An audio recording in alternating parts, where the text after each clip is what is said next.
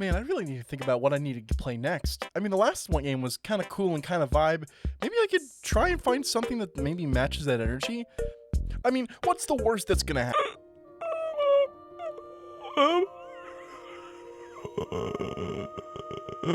Hey, yo, man, you got any Geo? Bro.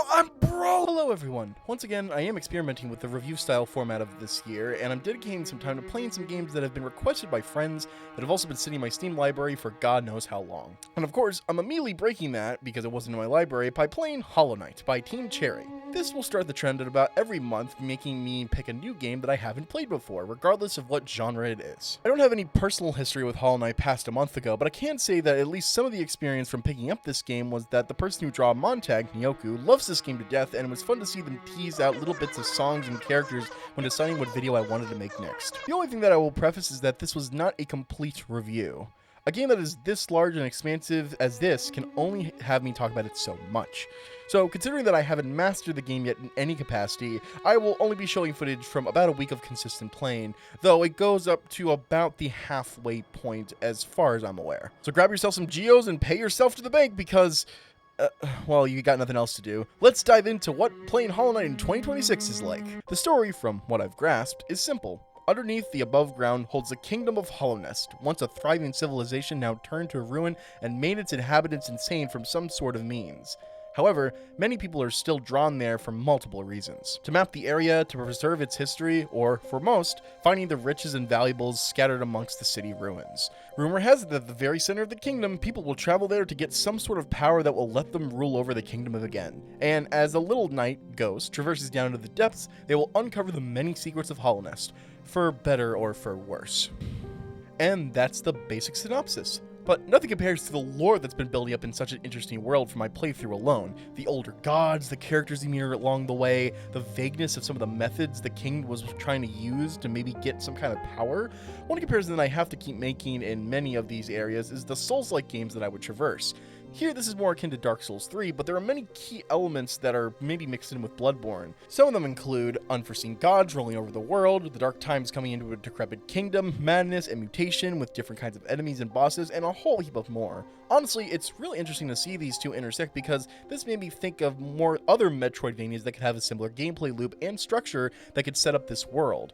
If you got any recommendations, I would love to know. It doesn't have to be just Hollow Knight, it could be literally any genre that maybe tries to do this. But now, we gotta get into the visuals and the soundtrack. I mean, what more can I say?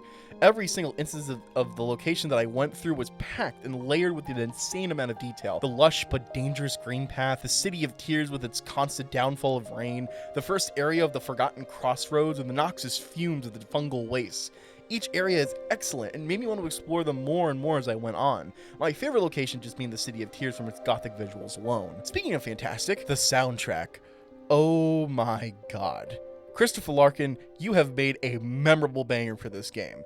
I knew going into it that it was going to be very good, but I had my doubts that this was going to become more like generic strings and orchestral sounds that I've heard in other action games before. Not to downplay anything that Christopher Larkin did before, but making the comparisons to Dark Souls again, all of the games, barring Elden Ring, had no music when traversing levels except for like the main hub area because they wanted the boss themes to skyrocket the game into stardom and atmosphere. Hollow Knight, while similar in its genre, takes the different approach of having caring more about the journey throughout its soundtrack.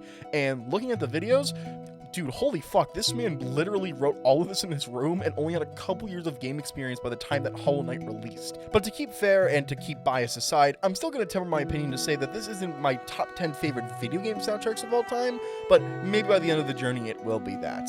So here are some key moments that made me really love the soundtrack from what I've listened to so far.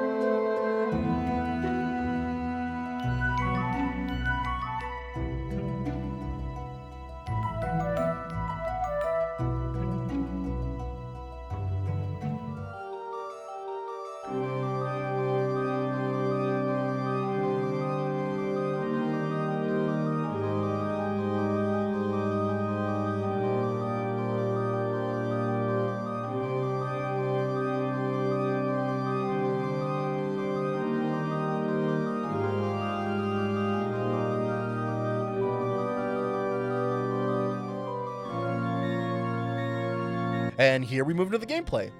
You know, there's something really similar about seeing a repeating pattern of games that I've been playing, where it's just the mastery of mechanics over simple. And here we get into the gameplay. You know, there seems to be a repeating pattern of games that I'm picking up where it's just the mastery of mechanics over a simple to understand moveset. Will that be the next game? I don't know. But in Hollow Knight, you hit things with your weapon, which is called the nail, by the way. You jump, you dash, and you unlock other abilities, and that's it. Simple to pick up and easy to understand while trying to get upgrades throughout the game. I was thinking going into this that this was going to follow something like a Souls-like pattern of attacks and maybe like special moves, and while that is true, all of them are literally 1 to 2 button combinations. And it's super refreshing to see in a genre like this after playing so many games for so many hours that try and make a complicated moveset. But of course, within its simplicity comes the enemies and bosses that you encounter along your journey. Each encounter in part of the level requires either reflex or knowledge of the enemy attacks to master. With some being exclusive to different areas of the world with different attack patterns, there's always a sense of progression whenever you encounter one of these many foes. I also like how there are some larger enemies that started introduced as bosses, but they are given enemy placement later, with some exceptions being within certain areas. Honestly, whenever I was playing for the first time, I felt the comparison to Elden Ring, when enemies would be basically put as standard bosses, but then enemies later to test your reflexes. Okay, do we have to mention the elephant in the room?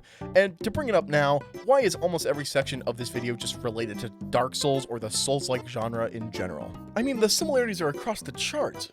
If you were trying to write all of them down, you'd be pretty much writing a dictionary times 5. But those similarities are interesting because it made me think about how I liked series and how they evolved before or after Hollow Knight.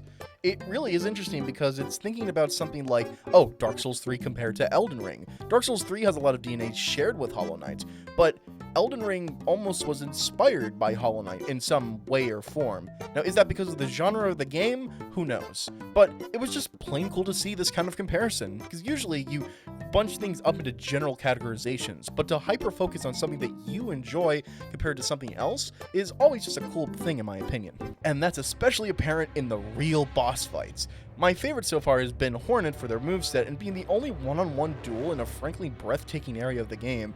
I probably assume that there are more fights after this, but I can't wait to do another duel when I'm more powerful. It's that whole I'm better than you and stronger, but actually not kind of way. You know, what most RPGs do. And you want to hear the weirdest thing? I know I'm jumping around like a rabbit trying to get bread, but going into this, I heard about its reputation, and I was kind of scared of it. I mean, hell, one of my friends tried to stream the game and rage quit after losing a bunch of Geo to their character, and I don't blame them. I mean, in Dark Souls 3, I lost like almost close to 1,000,000 soul one time, and I wanted to throw my controller against the wall. But then when I went into it, I was kind of surprised of how I got to the first Hornet fight and I hadn't died yet. Now, don't get me wrong, I'm not trying to stroke off my own ego by saying, baby game too easy, please make harder like Miyazaki in Swamp, thank you, or anything like that. I just found it really surprising that for the longest time I was just scared of this game and its reputation. So then what was I scared of exactly? Well, right here and right now with first impressions, I just thought that the Metroidvania style of approach compared with platforming wouldn't suit me because I really hadn't played anything else like that. I mean, for God's sakes, in my last video, I literally have been just playing New Vegas besides picking up Hollow Knight. It literally is just night and day flipping between the two games. But what kept me going was just how the early game was discovering new items. You see, like, the new items across the game are really just geo and charms that you find throughout the adventure, but the sense of exploration is just really interesting, especially when using these charms that I have now equipped on screen. And of course, right now, I'm not trying to experiment with anything, but I will say that at least finding them along with the grub babies has been very rewarding. And we come to the end of where I've stopped. I have stopped and tried to write this video in order not to complete the full game and extend this video out a little bit longer. So what have I learned? I mean, one, the game is very good, surprise, but I am really more open to these games having potential overlap. And two, at the end of this, I'm not done with this game, and I haven't wanted to post my full review yet because, you know, I don't want to be, unreliable gaming review outlet. But I wouldn't lie by saying this game hasn't clicked with me. No game has to say, like, man, I gotta go back and finish that later every time I try it, barring when you buy a new game. But it's weird to see a game that is heralded as one of the best games of all time and just not it clicking with me. It's a very polished and especially well-paced experience that has more than impressed me with the genre. So in that regard, Hollow Knight is still worth picking up in 2026. I think that's probably the word for it. Hollow Knight as a game is very good, and I would call it very good, but I'm not going to call it my favorite game. What I will call it, though, is a very well-paced experience that definitely kept me hooked in a genre that I have not touched, like, at all. It's very interesting to see. And will I complete this game? Of course. I wanted to post up a full review once I have sunk in my teeth into this game and completed almost all the content, or, of course, beaten the game. So, in a month max, barring me that I'm not swamped with work, I'll have a part 2 up, where I'll explain more about my feelings about the game and maybe some endgame spoilers. But until then, thank you for watching. This is a new type of video that I've been wanting to experiment with a while and still do regular reviews in the meantime. Additionally, I am planning 2 larger projects this year that will hopefully be released soon, or at least tease, so expect that. But until then, stay safe and keep warm. Next week, I might actually talk about Hunt Showdown. No promises though. But until then, hit the subscribe button and like if you actually vibe with this kind of content. Thank you, and have a wonderful day.